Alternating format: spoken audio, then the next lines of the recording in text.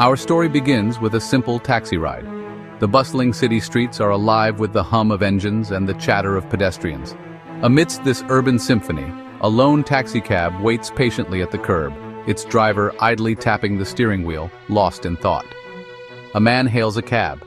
He gets in. The passenger, a middle-aged man with a briefcase, seems to be in a hurry.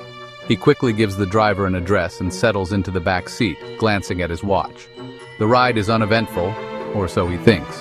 The cityscape blurs past the windows as the taxi weaves through traffic. The passenger relaxes, thinking about his upcoming meeting, unaware of the impending chaos. The passenger decides to ask the driver a question. He leans forward slightly, trying to catch the driver's attention. "Excuse me," he begins, his voice polite but firm. He reaches out and taps him lightly on the shoulder. It's a simple gesture meant to get the driver's attention, nothing more. But in that split second, everything changes. What happens next is beyond unexpected. The driver's eyes widen in sheer terror, his face contorting into a mask of fear. It's as if he's seen a ghost. The driver lets out a blood-curdling scream. The sound is primal, raw, and filled with an unimaginable horror. It pierces the air, startling pedestrians and other drivers nearby. He swerves the car violently, narrowly missing a passing bus. The taxi lurches to the side, tires screeching against the asphalt. Horns blare as other vehicles swerve to avoid a collision. The car screeches to a halt.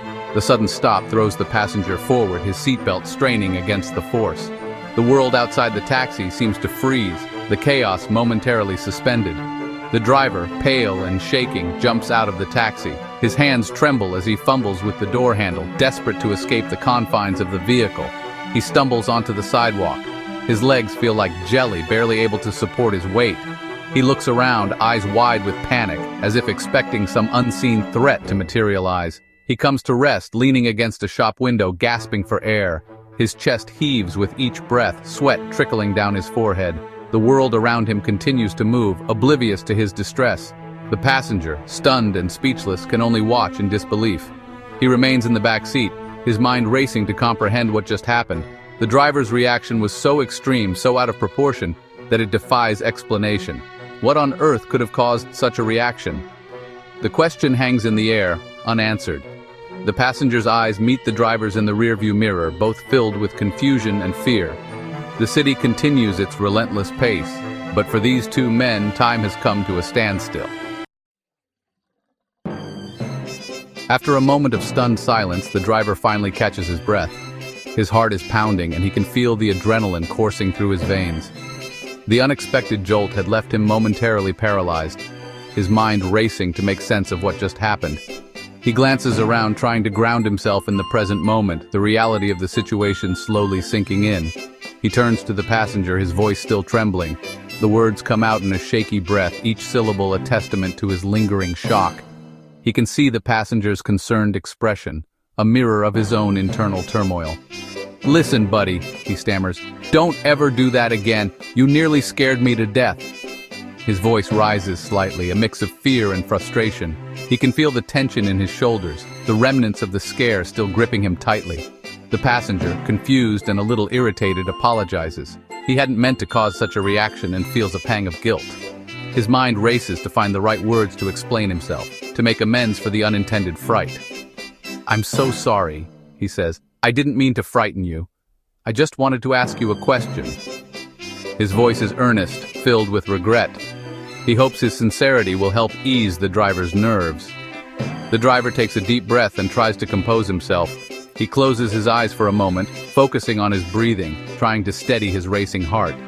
The initial shock is beginning to fade, replaced by a sense of relief that it was just a misunderstanding.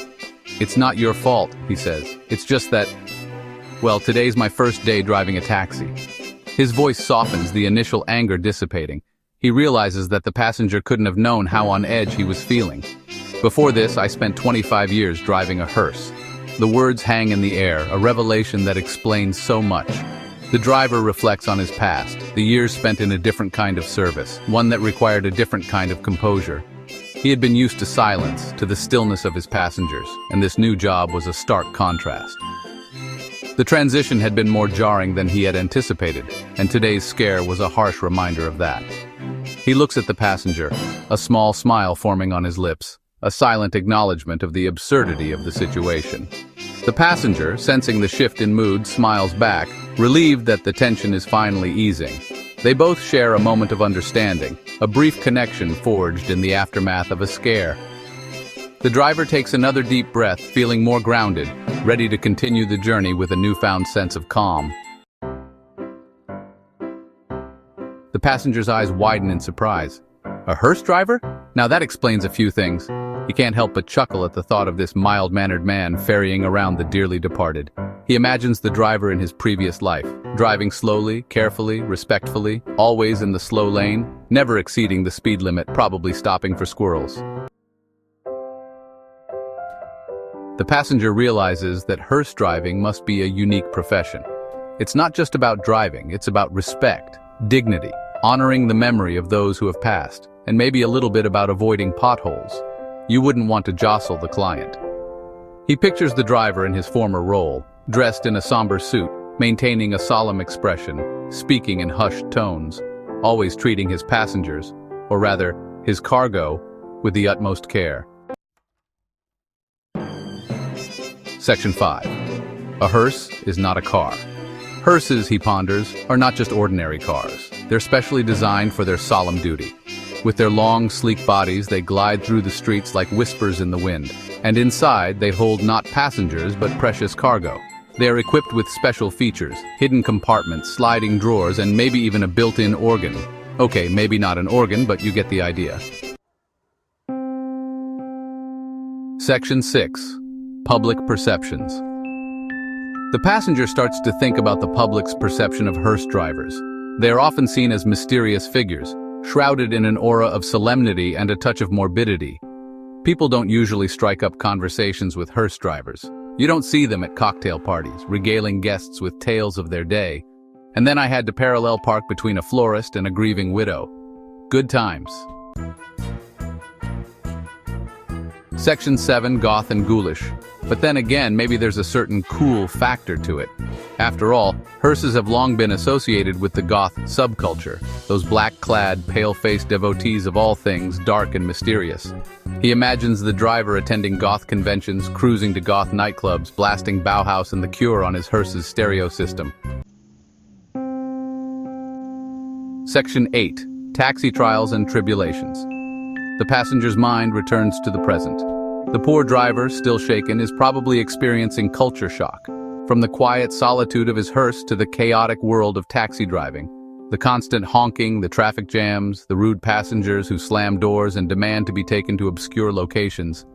It's enough to make anyone want to crawl back into a hearse and drive off into the sunset.